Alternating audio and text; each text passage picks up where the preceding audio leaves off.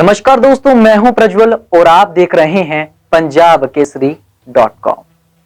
ज्ञानवापी मस्जिद मामला गरमाया हुआ है। पिछले कल मस्जिद के अंदर सर्वे पूरा कर लिया गया। सर्वे पूरा होने के बाद हिंदू पक्ष ने बड़े बड़े दावे किए हैं। हिंदू पक्ष ने कहा है कि उन्हें मस्जिद के अंदर शिवलिंग मिला है। वहीं मुस्लिम पक्ष ने इस दावे को खारिज कर दिया है, जिसके बाद यह मामला और भी तूल पकड़ता जा रहा है। AIMIM चीफ असुद्दीन ओवैसी उपासना स्थल अधिनियम यानी प्लेसेस ऑफ वर्शिप एक्ट 1991 का हवाला देकर इस ज्ञानवापी सर्वे को असंवैधानिक बता रहे हैं। माना यह जा रहा है कि मुस्लिम पक्ष का यह पूरा मामला इस कानून पर टिका हुआ है। मुस्लिम पक्ष प्लेसेस ऑफ वर्शिप एक्ट को लेकर ज्यादा गंभीर है। आखिर क्या है प्लेसेस ऑफ वर्शिप एक्ट 1991 और क्यों हिंदू पक्ष इस कानून का विरोध कर रहा है, और आखिरकार इस एक्ट के ऊपर यह केस कैसे टिका हुआ है, ये जानना भी जरूरी हो जाता है। आखिर ये एक्ट है क्या और इसका इतिहास क्या है। बात 1990 की है, जब अयोध्या में राम मंदिर आंदोलन तेज हुआ तो तत्कालीन नरसिम्हा राव सरकार को लगा कि देश भर में अलग अलग धार्मिक स्थलों को लेकर विवाद और भी ज्यादा बढ़ सकते हैं। ऐसे में सरकार ने 11 जुलाई 1991 को एक ऐसा एक्ट लेकर आई जिससे भविष्य में ऐसे विवादों को बढ़ने से रोका जा सके। 11 जुलाई 1991 को प्लेसेस ऑफ वर्शिप एक्ट आया, जिसके अनुसार भारत के आजाद होने के बाद यानी कि 15 अगस्त 1947 को जो भी धार्मिक स्थल जिस स्थिति में थे और जिस समुदाय के थे, वो भविष्य में उसी के रहेंगे।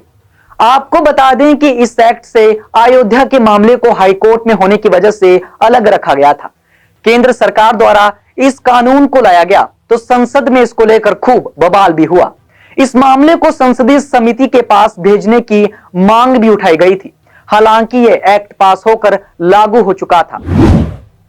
इसके बाद 2019 में जब राम मंदिर विवाद खत्म हुआ, उसके बाद देश के अलग अलग हिस्सों में काशी और मथुरा सहित लगभग 100 मंदिरों की जमीनों को लेकर हिंदू पक्ष दावेदारी की बात उठाने लगे।